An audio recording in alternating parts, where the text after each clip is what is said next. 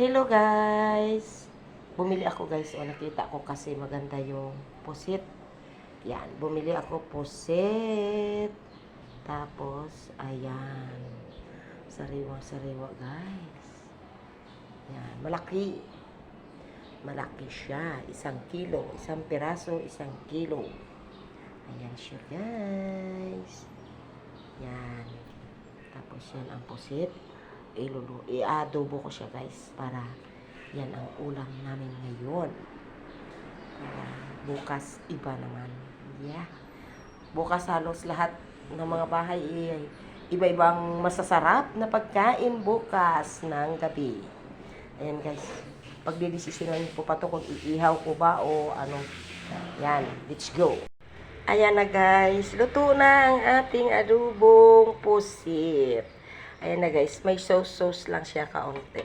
Kasi gusto nila may ganyan, may sabaw-sabaw kasi hinahamo nila yan sa kanin. So ilalagay na natin yung ating yan, chili green, sibuyas dahon, para mas masarap, mabango. Ganyan siya guys. Yan. Gusto nila talaga yan yung mga sibuyas. Tapos meron tayong na-slice din na sibuyas. Yan. Ganyan siya guys. Yan. Butter ang ginamit ko dyan guys sa paggisa. Kasi para lalo siyang masarap. Ayan na guys. Ang sarap-sarap talaga ng ating adobong pusit.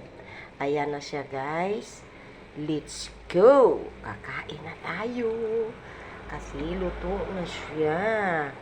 Ganyan guys. Pag nag-adobo ako. Iba-iba naman kasi tayo. Pero sa akin, ito ang ano ko eh. Iba tayong kwan. Pero yan sa akin, gusto ko ganyan. At gusto naming lahat ganyan ang aming adobo guys. Thank you. Thank you for watching.